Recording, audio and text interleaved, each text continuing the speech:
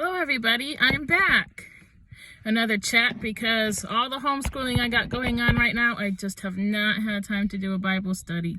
I do hope to be able to do one soon, but I'm adjusting to teaching high school level stuff, and it's a lot of studying. I know that a lot of homeschoolers say just like, oh, they need to learn independently, but not everybody can learn everything independently.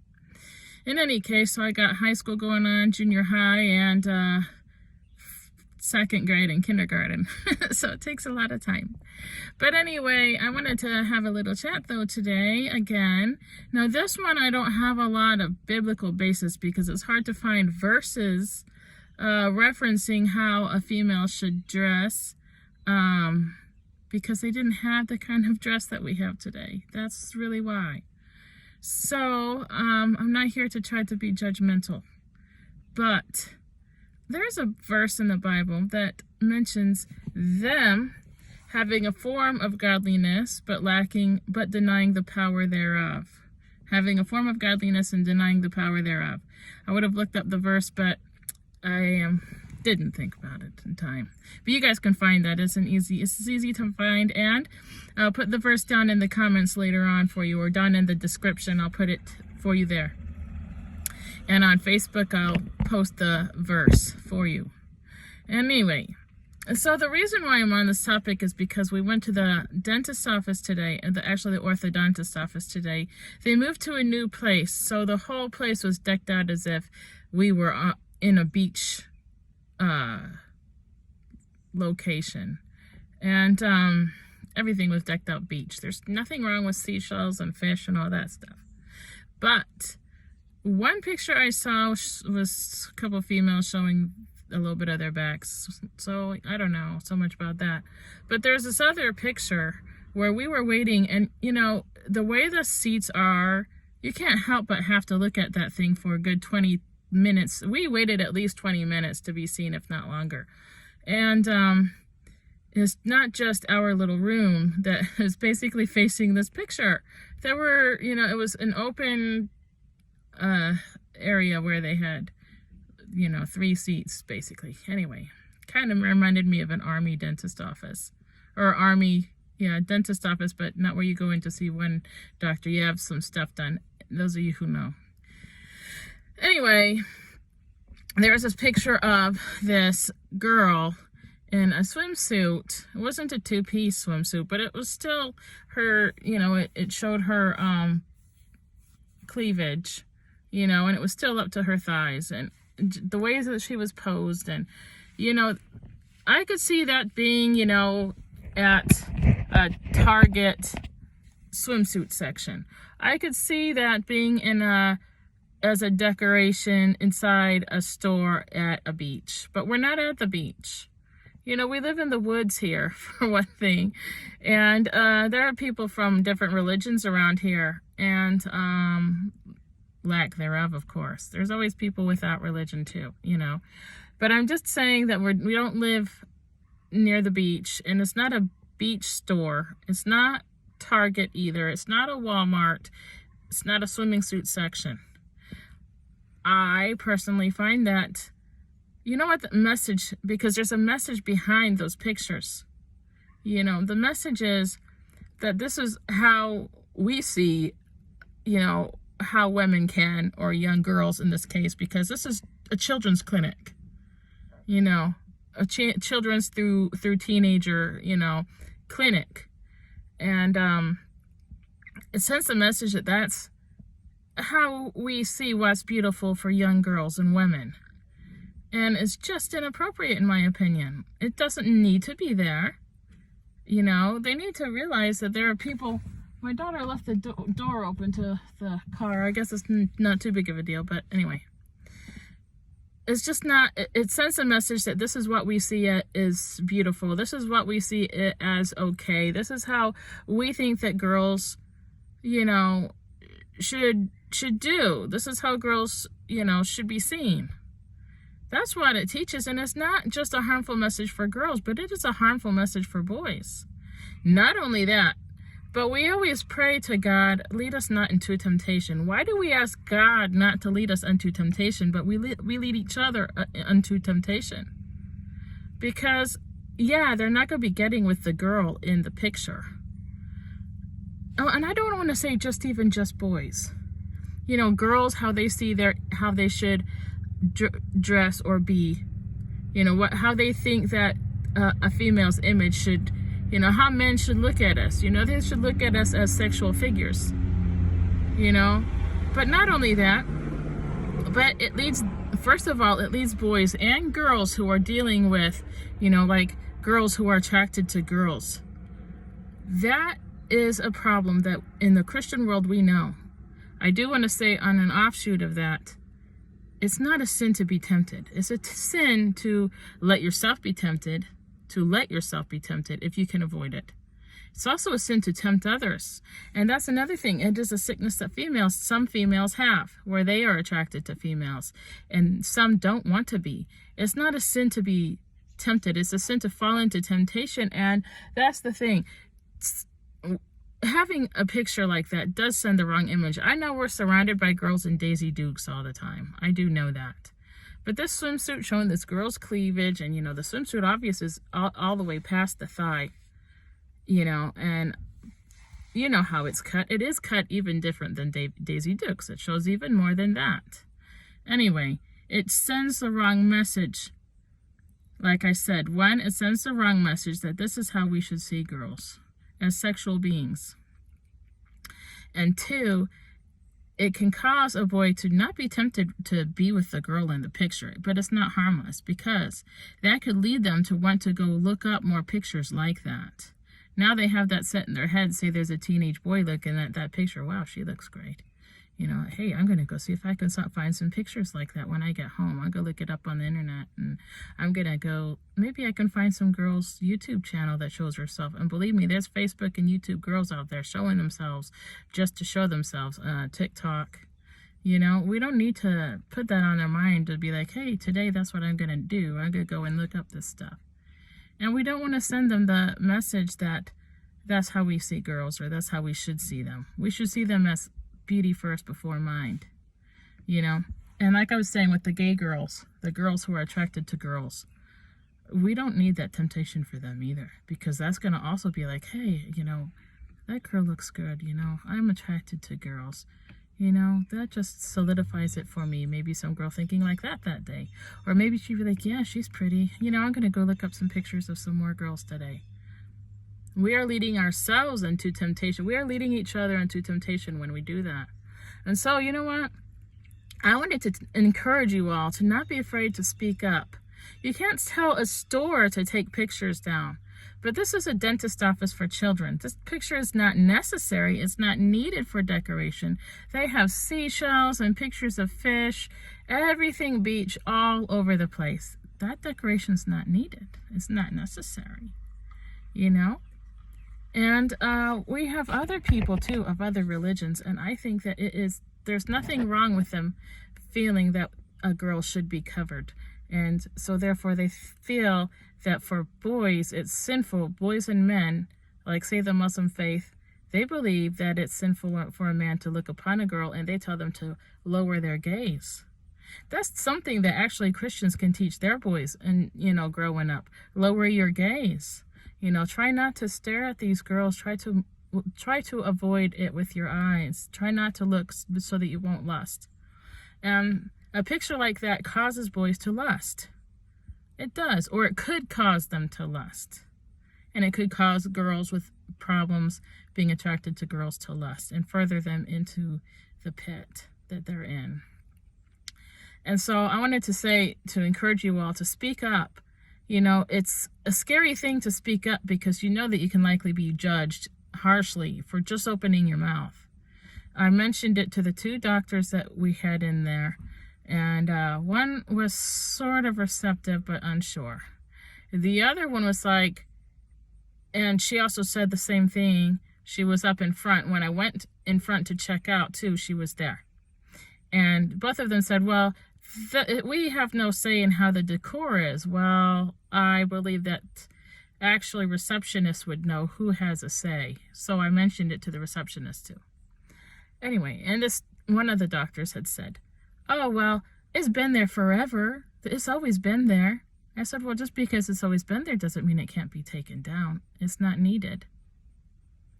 And so when I told the receptionist, I said, so who, I asked them, who decides the decor around here? Is there someone who decides that, who has a say in what the decor is? And they said, no, actually the doctor who did have a say left. And so they didn't tell me who had a say, which it doesn't necessarily matter as long as they pass the message along, and I figure receptionists, that's the kind of thing they know. And they said, yes, that they would see what they could do about that, because I told them that people like me, I said, surely I know that there are people who are fine with this, but there are people like me and other people of other religions and even the lack thereof, because there are people without religion too who do have a problem with this kind of thing. I've seen them online talking about it. Anyway, and they said that they would see what they could do about it. And my other qualm was that their music was too loud. It's just not necessary for their music to be playing when their music that our children are sitting in there listening to, it can have messages that we don't agree with. It's not necessary. They could have the music lower, or they could just have music without words playing, which I didn't mention, which I will next time if the music is too loud. Because not all of us agree, not even all of us like the same kind of music. Whether or not we agree with the message or not, it should be an environment that's comfortable, because having your mouth worked on and looked at and stuff like that, you want to be comfortable. You don't want to be in an environment that you don't feel good in. You're being forced to listen to this music you don't like. And then on top of that, for those of us who are not okay with the messages in this music, well, we shouldn't have to sit there and have that thrown at us. Yeah, it's not a Christian place, but it's supposed to be a place, that's okay for everyone, isn't it? Isn't that what they always say? That it should be inviting for everyone and comfortable for everyone? Well, that should include Christians and Muslims and, because technically they aren't okay with that stuff either. Jews, they're not okay with that stuff either. We're not the only ones. Just because we're Christians, we're not the only ones who are against the messages and that stuff.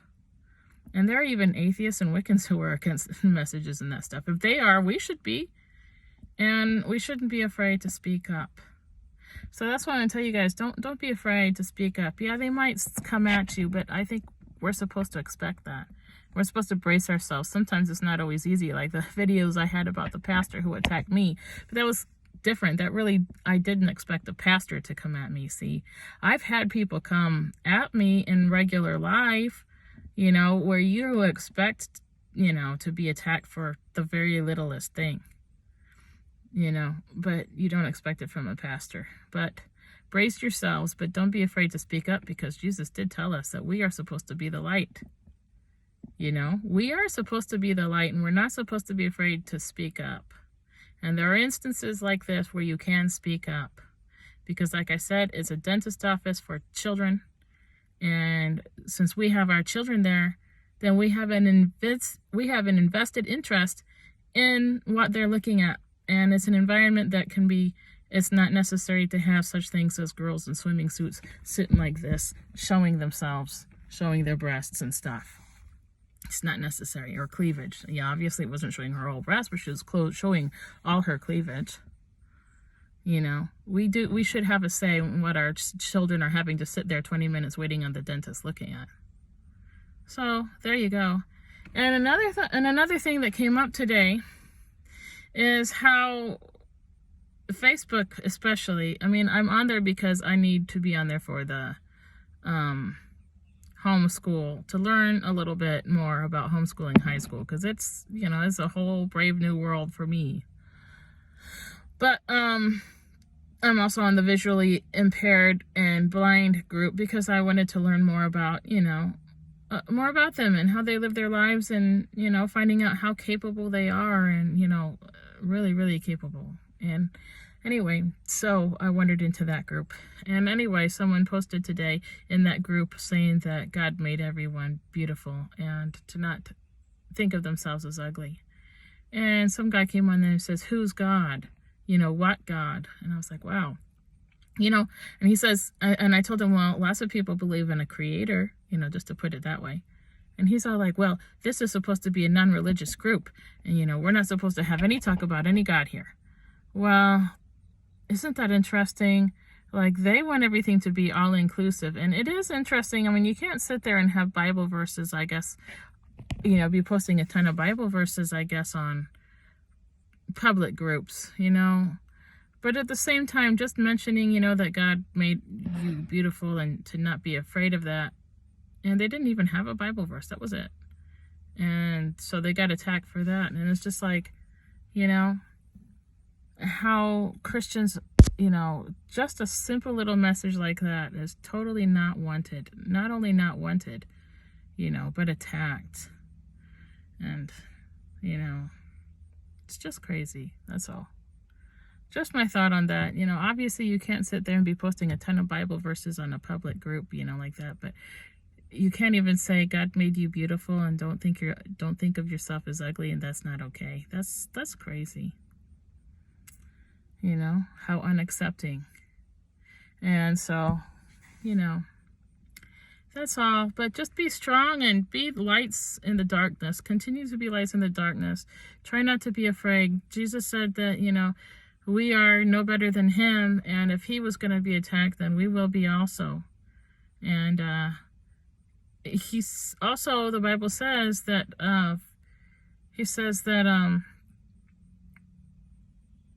faith without works is dead. You can't be, I'm not going to say that your works is your passport into heaven. Your faith is your passport into heaven. However, if you have faith in God, then you will have the fruits. And the fruits is work. You're going to open your mouth sometime here or there. You can't be afraid forever to say something. It's not like you have to be walking around the street screaming, about God all day long.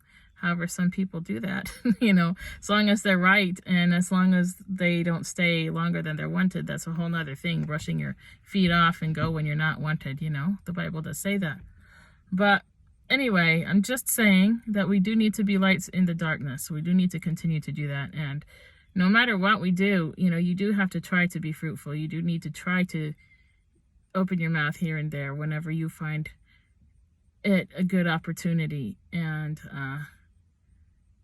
sometimes it has to be done, like with the schools and stuff going on with the schools and people having their kids in those schools. Yeah, people should pull their kids out and homeschool, but at the same time, really, it's not feasible for everybody. And so they need to open their mouths when things get a little bit too far. But at the same time, it's Rome. You're sending your kids into Rome. And, how much can they say? How much can they fight? But it doesn't mean they can't try. Anyway, that's a whole different thing, but you do have to be willing to open your mouth when you feel strong enough, but you've got to feel strong enough to open your mouth about some things. You got to be willing to be different too. And it's scary to be different. It's lonesome to be different, to not be included and stuff like that. But you got to be willing to be different. You got to be willing to be the light. And sometimes you have to open your mouth. Sometimes you have to speak. And don't be afraid to speak when you feel that you really are in a position where you should say something. So there you go.